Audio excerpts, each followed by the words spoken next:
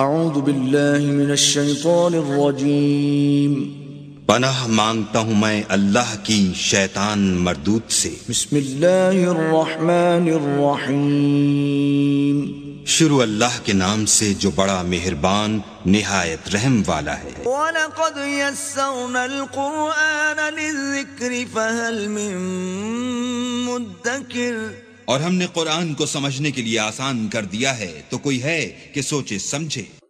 فَقْرَؤُوا مَا تَيَسَّرَ مِنَ الْقُرْآنِ،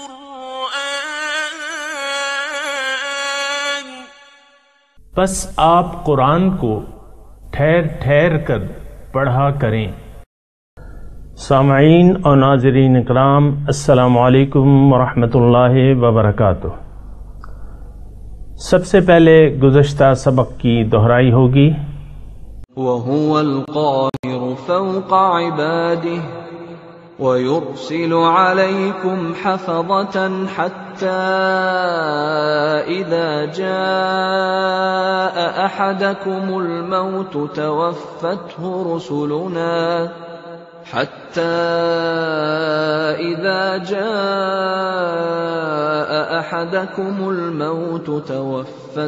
رُسُلُنَا وَهُمْ لَا يُفَرِّطُونَ۔ اور وہی اپنے بندوں پر غالب ہے، اور وہ تم پر فرشتوں کو بطور نگہبان بھیجتا ہے، یہاں تک کہ جب تم میں سے کسی کو موت آتی ہے تو ہمارے بھیجے ہوئے فرشتے اس کی روح قبض کر لیتے ہیں، اور وہ خطا یا کوتاہی نہیں کرتے۔ ثم ردوا إلى الله مولاهم الحق ألا له الحكم وهو أسرع الحاسبين۔ پھر وہ سب اللہ کے حضور لوٹائے جائیں گے جو ان کا مالک حقیقی ہے۔ جان لو حکم فرمانا اسی کا کام ہے، اور وہ سب سے جلد حساب کرنے والا ہے۔ قل من ينجيكم من ظلمات البر والبحر تدعونه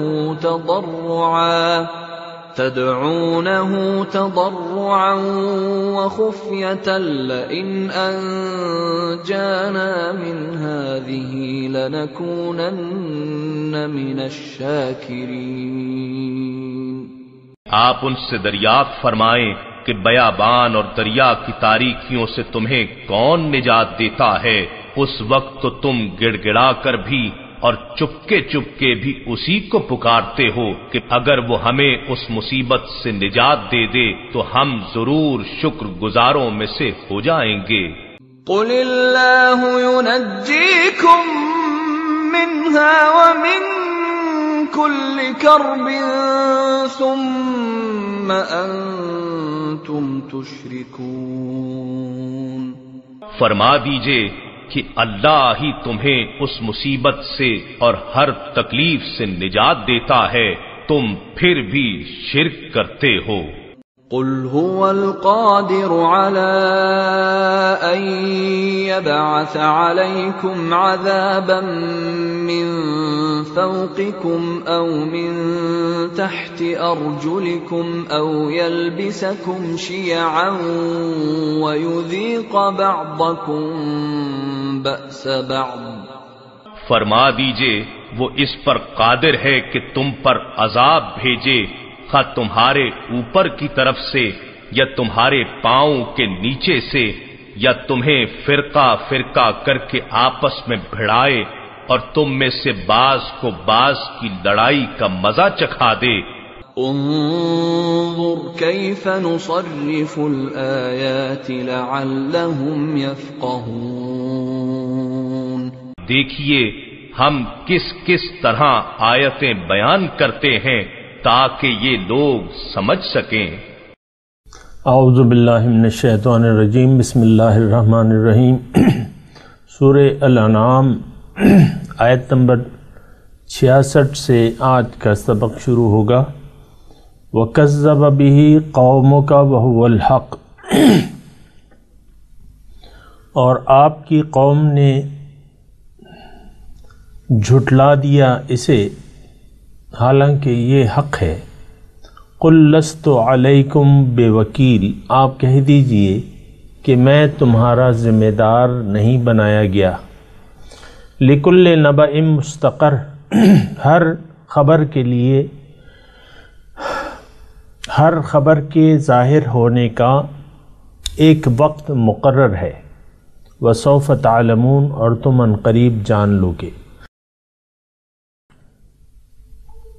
سامعین اکرام، اس آیات کا مفہوم یہ ہے کہ نبی کے ذمے ہدایت پہنچانا ہے، منوانا نہیں ہے۔ یا اسی طرح نبی کی تابعداری میں جو اہل حق ہے، جو اللہ کا پیغام مخلوق تک پہنچاتے ہیں، ان کی ذمہ داری بھی کسی پر ہدایت پہنچنا نہیں ہے، بلکہ اللہ کا پیغام پہنچانا ہے بس۔ اس کے علاوہ جو ہے کوئی ذمہ داری نہیں ہے۔ ایک مصلح یا نبی کے امتی کی بھی یہی ذمہ داری ہے کہ وہ اللہ کا پیغام مخلوق تک پہنچا دے، اس کے علاوہ اس کی کوئی ذمہ داری نہیں بنتی ہے۔ اسی طرح رسول کا بھی یہی کام ہے۔ اور دوسری آیت میں یہ ہے کہ لِلْكُلِّ نَبَإٍ مُسْتَقَرٍ، اللہ تعالیٰ کے جو وعدے ہیں وہ پورے ہو کے رہیں گے، اور ہر ایک وعدے کا ایک وقت مقرر ہے۔ مثال کے طور پہ دلوں پہ مہر لگ جاتی ہے، سمجھ الٹی ہو جاتی ہے، دلوں پہ زنگ لگ جاتا ہے، جینا حرام ہو جاتا ہے، تو یہ سارے جو ہیں وعدے اللہ تعالیٰ کے سچے ہیں۔ یا دوسرے معنوں میں ایک بہت اچھی زندگی عطا کر دی جاتی ہے تقوی کی صورت میں۔ زندگی یعنی ایک اچھی زندگی اللہ تعالیٰ عنایت فرماتا ہے۔ تو یہ ظاہر ہے سامعین اکرام، کچھ تو اس کی تفاصیل ہیں۔ بہرحال اللہ تعالیٰ یہاں فرما رہے ہر خبر کے لیے ایک وقت ہے۔ وسوف تعلمون، مثال کے طور پہ حضور صلی اللہ علیہ وسلم تشریف لائے اور 18 سال انہوں نے 12 سال انہوں نے گزارے، مکی دور کے 12 سال آپ دیکھ لیں، پھر جو مدنی دور تھا، ظاہر ہے فتح مکہ جو ہے وہ 8 ہجری کو ہوئی، تو اب یہ ایک وقت مقرر تھا۔ 12 سال انہوں نے تکلیفیں مکے میں برداشت کی، پھر یہاں بھی جد و جہد کی، تو ہر خبر کا ایک وقت ہے۔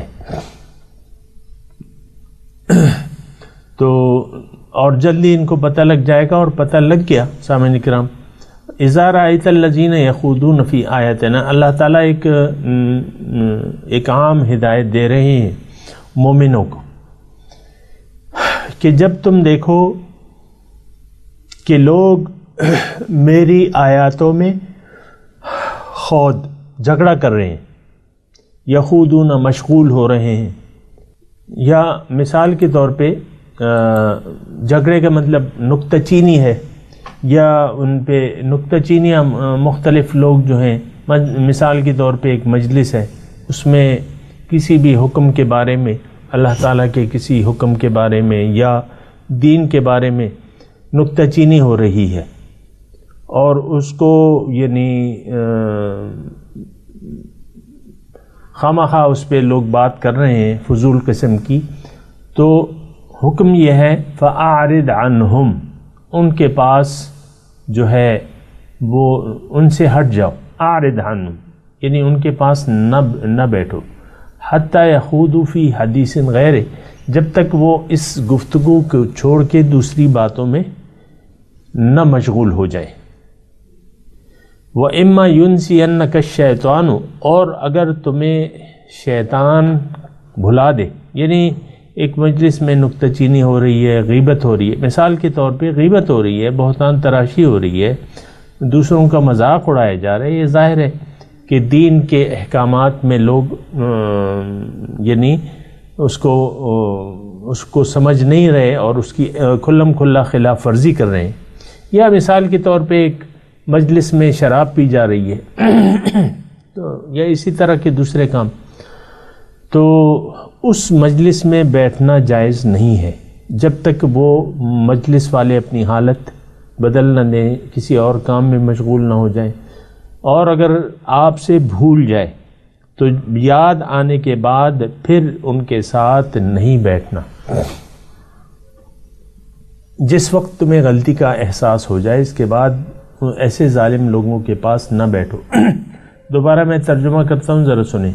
وَإِذَا رَأَيْتَ الَّذِينَ، اور جب تم دیکھو ان لوگوں کو يَخُوضُونَ فِي آیاتنا، کہ ہماری آیات پر نکتہ چینیاں کر رہے ہیں، اس کی میں نے تفصیل بتا دیا۔ فَأَعْرِضْ عَنْهُمْ، تو ان کے پاس سے ہٹ جاؤ، حَتَّى يَخُوضُوا فِي حَدِيثٍ غَيْرِهِ، جب تک وہ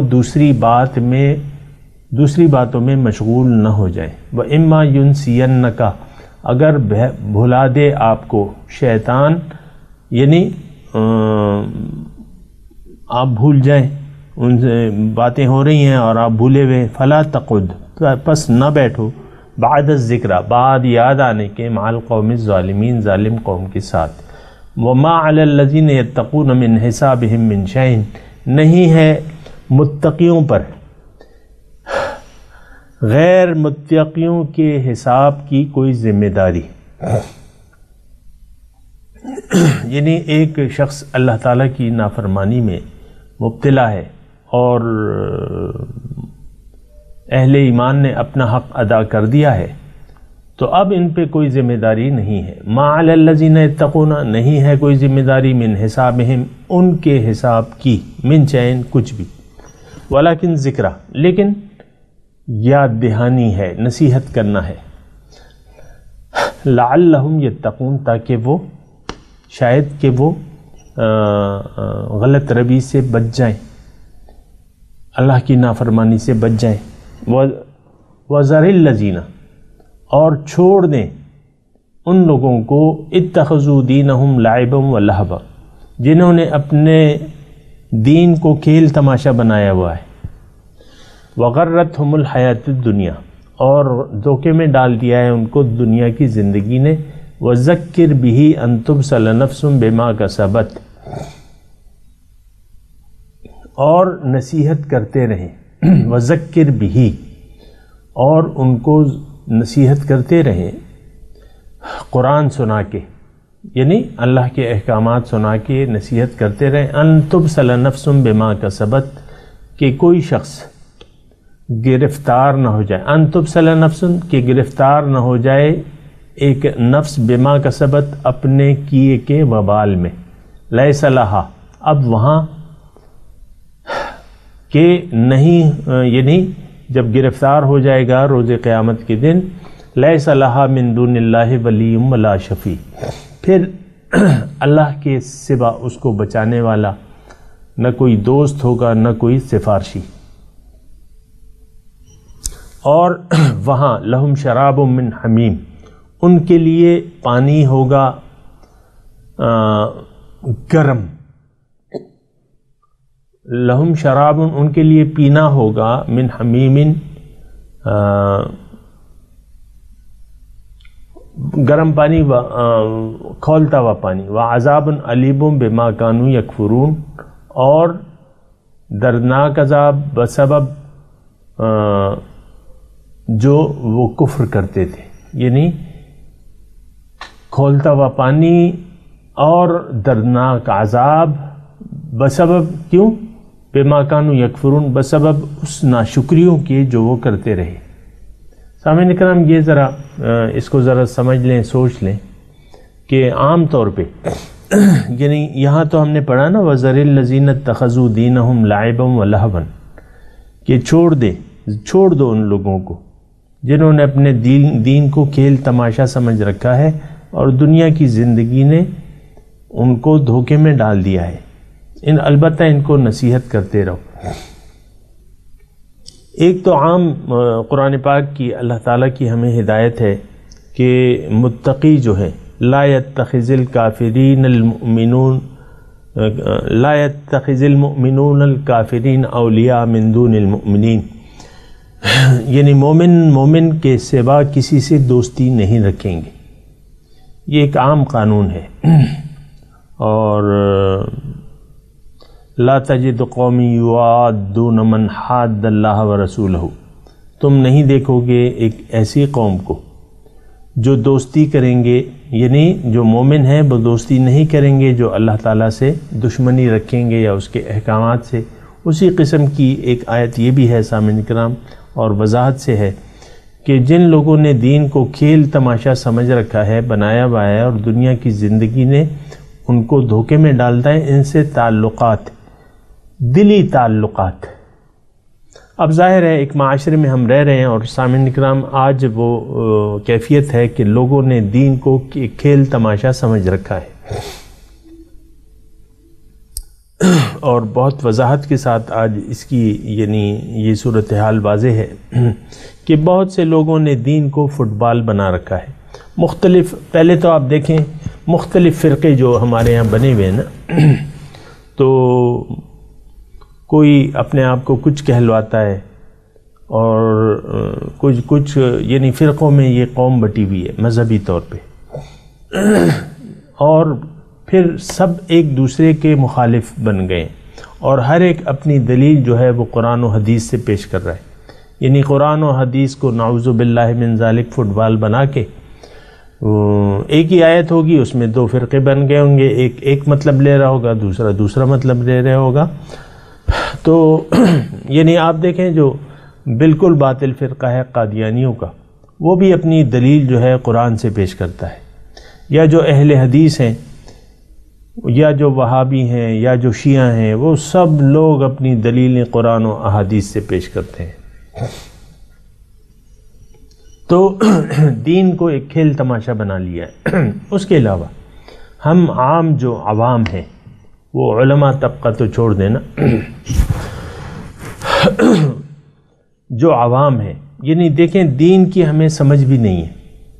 دین ہے کیا چیز یہ بھی ہمیں نہیں جانتے. حقیقت میں ہم نہیں جانتے کہ دین کیا ہے، اس کے تقاضے کیا ہیں. اور پھر دین اسلام تو ایک طرز زندگی ہے جو ہمیں ایک طرز زندگی بتاتا ہے، اور لیکن اس کو ہم نے ایک کھیل تماشا بنا لیا ہے. اس لحاظ سے عام عوام کی میں بات کر رہا ہوں، اپنے اور آپ کی میں بات کر رہا ہوں، کہ جو قرآن کا حکم ہمیں سوٹ کرتا ہے، اور جتنا سوٹ کرتا ہے وہ ہم لیتے ہیں، باقی چھوڑ دیتے ہیں. مثال میں دیا کرتا ہوں آپ کو، میں عورتوں کے پردے کی مثال میں دیا کرتا ہوں. عورتیں ہر ایک نے پردے کا اب ایک الگ معیار بنایا ہے. اس میں بالوں کو تو سرے سے استثناء کر دیا ہے پردے سے. یعنی عام خواتین نے، گھریلو خواتین جو ہیں، بال جو ہے کھلے رکھتی ہیں، حالانکہ بالوں کا پردہ ہے، مثال کے طور پہ سمجھانے کے لیے.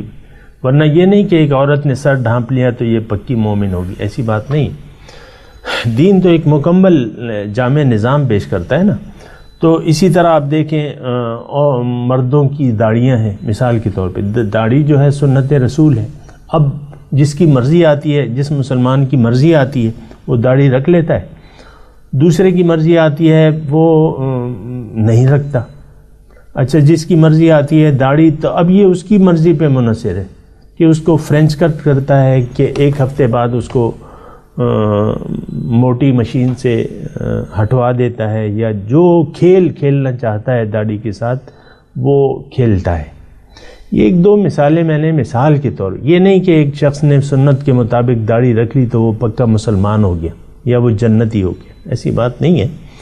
دین تو پورا ایک سسٹم آپ کو دیتا ہے. کوئی بھی آپ چھوڑ دیں یا اس کو ہلکا تصور کریں تو پھر تو ٹھیک نہیں ہے نا. تو اچھا، دوسرا اس آیت میں ہے وغرتہم الحیات الدنیا. دین کو کھیل تماشا بنا لیا ہے اور دنیا کی زندگی نے اسے دھوکے میں ڈال دیا. اب دیکھیں آپ کہ دنیا کی زندگی، مطلب ہم نے حقیقی زندگی دنیا کی زندگی سمجھ رکھی ہے. حقیقی کامیابی جو ہے وہ دنیا کی سمجھ رکھی ہے. زیادہ پیسہ آ جائے، مثال کے طور پہ پیسوں کی برسات ہو رہی ہو، آپ کا ایک گھر ہو، گاڑی ہو، خادم ہو، بس آپ کہتے ہیں یار بڑا کامیاب ہو گیا، بہت جلدی کامیاب ہو گیا، گھر بھی بنوا لیا اور پیسے بھی ہیں اور یہ بھی ہے اور وہ بھی ہے. تو یہ دنیا کی زندگی کا دھوکہ ہے تو کچھ بھی نہیں تمہارے پاس جو کچھ بھی ہے اللہ کا دیا ہوا ہے، اور چند دن بعد ان سب چیزوں سے ہاتھ دھو کے تمہیں قبر کے گڑھے میں لٹا دیا جائے گا۔ تو دھوکہ کس چیز کا ہے؟ تم اگر جرنیل ہو، تم اگر وزیر اعظم ہو، صدر ہو یا ارب پتی ہو، تو کس چیز کا دھوکہ تمہیں لگا ہوا ہے؟ یہ ساری چیزیں جو ہیں وہ کتنے ہی جرنیل، وزیر اعظم، صدر اور سپریم کورٹ کے ججز وغیرہ قبر میں پڑے آرام کر رہے ہیں۔ آرام پتہ نہیں کر رہے ہیں کہ نہیں کر رہے، یہ تو اللہ بہتر جانتا ہے۔ تو دنیا کی زندگی کا دھوکہ، یعنی دنیا کی زندگی کو ہی انہوں نے اصل سمجھ کے اسی کی طرف ساری توجہ کر رکھی ہے۔ البتہ متقیوں کو اللہ تعالیٰ ہدایت کرتا ہے کہ تم اس قرآن کے ذریعے نصیحت کرتے رہو۔ ان تبصل نفس بما کسبت، کہ ایک بہرحال یہ جو ہے میں نے آپ کو ترجمہ بتا دیا۔ تو اب میں آپ کو آج وقت کم ہے تو آپ صرف مجھے ترجمہ سنا دیں۔ اعوذ باللہ من الشیطان الرجیم، بسم اللہ الرحمن الرحیم۔ وَكَذَّبَ بِهِ قَوْمُكَ وَهُوَ الْحَقُّ، ترجمہ سنائیے۔ جھٹلا دیا اسے آپ کی قوم نے، حالانکہ یہ سچ ہے، حالانکہ حقیقت ہے۔ قُلْ لَسْتُ عَلَيْكُمْ بِوَكِيلٍ، آپ کہہ دیجئے کہ میں تم پہ کوئی نگہبان بنا کے کوئی تمہارا ذمہ دار نہیں ہوں کہ تمہیں زبردستی ہدایت منوا کے رہوں۔ لِكُلِّ نَبَإٍ مُسْتَقَرٍ،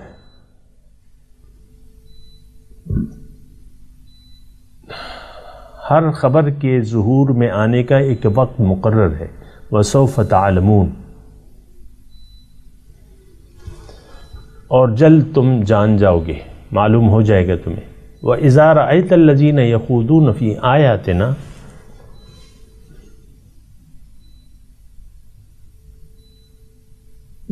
جب آپ دیکھیں ان لوگوں کو، ایسی مجلس میں آپ جائیں اور دیکھیں کہ وہ لوگ میرے احکامات کے بارے میں، میری آیات پہ، میرے دین پہ نکتہ چینیاں کر رہے ہیں، اس کا مذاق اڑایا جا رہا ہے اور خلاف شرع کام ہو رہے ہیں، فَأَعْرِضْ عَنْهُمْ، ان میں نہ بیٹھنا، ان سے اٹھ جاؤ، حَتَّى يَخُوضُوا فِي حَدِيثٍ غَيْرِهِ، یہاں تک کہ وہ اس کام سے ہٹ کر دوسرے کام میں مشغول نہ ہو جائیں یا ان باتوں سے کو چھوڑ کے دوسری باتوں میں نہ لگ جائیں، اس وقت تک ان کے پاس نہ آؤ، یعنی واک آؤٹ۔ وَإِمَّا يُنْسِيَنَّكَ الشَّيْطَانُ فَلَا تَقْعُدْ بَعْدَ الذِّكْرَى مَعَ الْقَوْمِ الظَّالِمِينَ،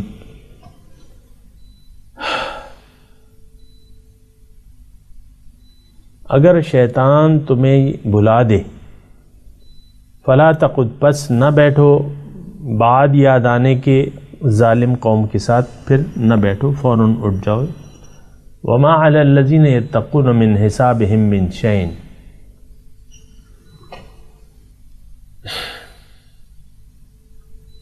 ان کے حساب میں کسی چیز کی ذمہ داری پرہیزگار لوگوں پہ نہیں ہے۔ ولیکن ذکری لعلہم یتقون، البتہ نصیحت کرنا ان کا فرض ہے تاکہ وہ اللہ کی نافرمانی سے بچ جائیں۔ وَذَرِ الَّذِينَ اتَّخَذُوا دِينَهُمْ لَعِبًا وَلَهْوًا وَغَرَّتْهُمُ الْحَيَاةُ الدُّنْيَا،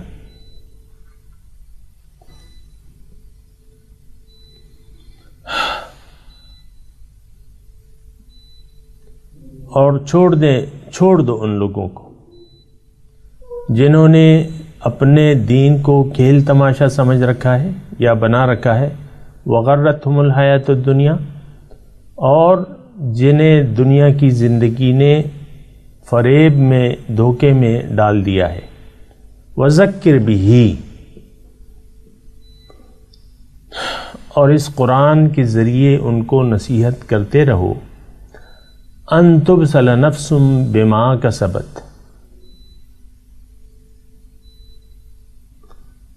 کہ کہیں کوئی شخص اپنے کیے کے وبال میں گرفتار نہ ہو جائے۔ اگر ایسا ہو گیا روز قیامت ایک شخص گرفتار لایا گیا، یا یہ مضمون محذوف ہے، لیس لہا من دون اللہ ولی ولا شفیع، اس کے لیے اللہ کے سوا نہ کوئی دوست ہوگا نہ کوئی سفارشی۔ وَإِن تَعْدِلْ كُلَّ عَدْلٍ لَا يُؤْخَذْ مِنْهَا،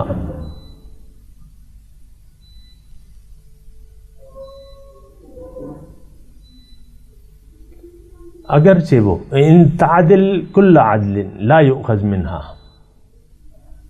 اور وہ گروہ جو ہے ہر ممکن چیز اگر فدیے میں دینا چاہے، وہ ان تعدل فدیے میں دینا چاہے، کل عدل ہر ممکن چیز، لا یؤخذ منہا اس سے نہیں لیا جائے گا، اس سے قبول نہیں کی جائے گی۔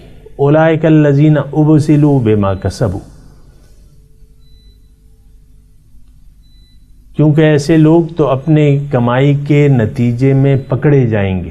اولئک الذین، یہ وہ لوگ ہیں، ابسلوا جو پکڑے گئے، گرفتار ہو گئے، بما کسبوا بسبب اپنی کیے کے، لہم شراب من حمیم وعذاب علیم بما کانوا یکفرون،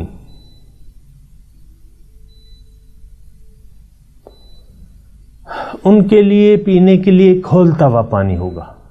لہم شراب، یہاں یعنی شراب کا مطلب پینے کا پانی، پینے کے لیے کوئی چیز، شراب اس کو، من حمیم کھولتا ہوا، وعذاب علیم بما کانوا یکفرون، اور دردناک عذاب ہوگا بسبب اس انکار کے جو وہ کرتے رہے۔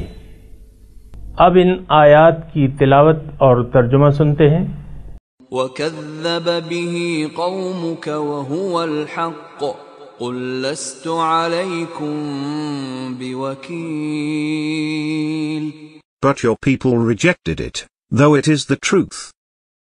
Say, I am not responsible for you. لِكُلِّ نَبَإٍ مُسْتَقَرٌّ وَسَوْفَ تَعْلَمُونَ For every happening is a finality, and you will surely know. وَإِذَا رَأَيْتَ الَّذِينَ يَخُوضُونَ فِي آيَاتِنَا فَأَعْرِضْ عَنْهُمْ حَتَّى يَخُوضُوا فِي حَدِيثٍ غَيْرِهِ وَإِمَّا يُنْسِيَنَّكَ الشَّيْطَانُ فَلَا تَقْعُدْ بَعْدَ الذِّكْرَى مَعَ الْقَوْمِ الظَّالِمِينَ When you encounter those who gossip about our revelations, turn away from them, until they engage in another topic. But should Satan make you forget, do not sit after the recollection with the wicked people. وَمَا عَلَى الَّذِينَ يَتَّقُونَ مِنْ حِسَابِهِمْ مِنْ شَيْءٍ ولكن ذكرى لعلهم يتقون.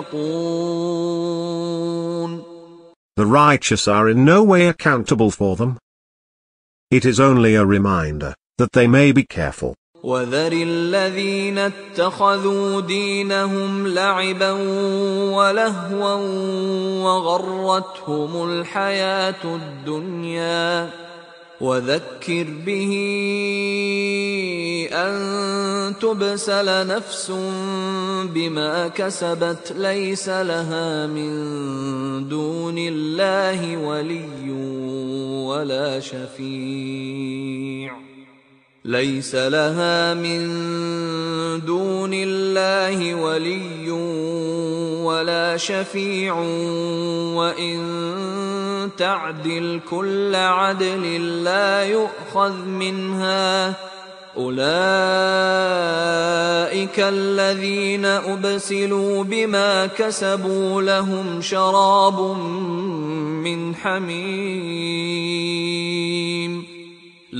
شَرَابٌ من حميم وعذاب أليم بما كانوا يكفرون. So leave alone those who take their religion for play and pastime, and whom the worldly life has deceived, but remind with it, lest a soul becomes damned on account of what it has earned. It has no helper or intercessor besides God.